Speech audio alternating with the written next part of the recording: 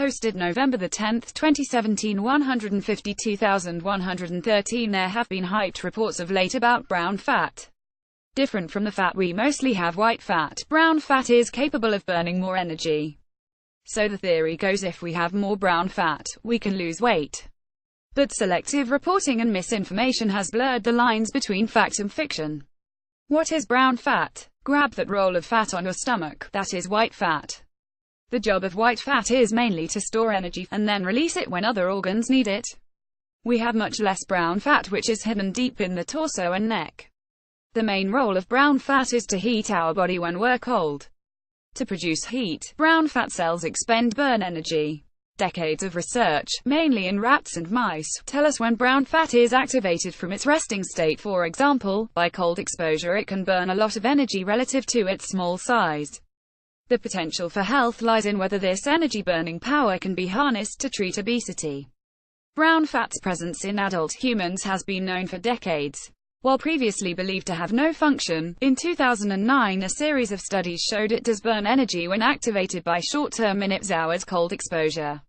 Our brown fat can't burn as much energy as the brown fat in mice, and some evidence suggests its normal energy burning level is so low as to be irrelevant. When brown fat is not activated, its energy expenditure is very low. The level of cold exposure and the amount of the skin surface exposed control the amount of energy expenditure. Most importantly, training brown fat forces it to become better at burning energy. But training involves weeks of daily cold exposure for several hours, something we modern humans rarely, or ever, do. Can cold showers activate brown fat? This new awareness of brown fat has, unsurprisingly, led to exaggeration of its purpose, function and benefits in humans. Cold exposure as a health fad has boosted this recent popularity. Common recommendations to activate brown fat are cold showers and, worryingly, immersion for short periods in very cold below 100 degrees Celsius nitrogen gas. Brown fat, like muscle, follows a use it or lose it principle and, as highlighted above, the more you use it the better it gets. Training brown fat requires cold exposure for several hours per day. So brief periods such as a few minutes in the shower or a dip in nitrogen gas interspersed in an otherwise warm lifestyle are unlikely to train brown fat in a meaningful way. Should strong-willed devotees be willing to participate in hours of daily cold exposure, they will most likely increase their brown fat's energy-burning ability. But weight loss is unlikely to follow. Remember, the main function of brown fat is to keep you alive, not thin. During cold exposure, hunger is stimulated alongside brown fat activation to ensure there is adequate fuel for the fire. What about exercise? Recent studies in mice show a role for regular exercise in the browning of fat, making white and brown fat become more brown.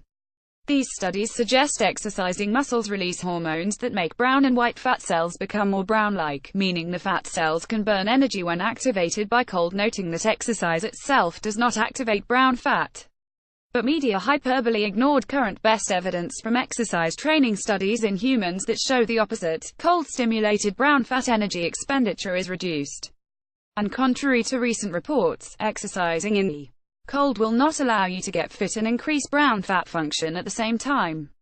Nutrition, supplements and medications. Despite the promotion of supplements to increase brown fat development, there are currently no medications or supplements proven to increase brown fat in humans. Some evidence suggests extracts from capsaicin-containing plants such as chili peppers activate brown fat, but these have never been directly shown to increase human brown fat energy burning. Our research also shows two drugs that we and others thought would increase brown fat function, based on previous studies in mice and rats, actually decreased it. The future brown fat in disease prevention. Understanding the role and relevance of brown fat for our health is at an early stage, and we have yet to discover its full capability.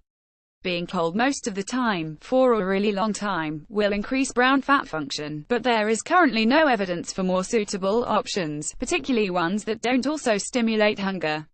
We also don't know whether brown fat activation directly improves health. Here the strongest evidence is that its function is reduced in obese people. But whether this is either cause or effect, and whether brown fat activation might reverse obesity remains unknown. Clearly there's a need for more human research to uncover the facts. Andrew Carey is group leader, metabolic and vascular physiology, at the Baker Heart and Diabetes Institute. Bronwyn Kingwell is a NHMRC Senior Principal Research Fellow and Head of Metabolic and Vascular Physiology at Baker Heart and Diabetes Institute.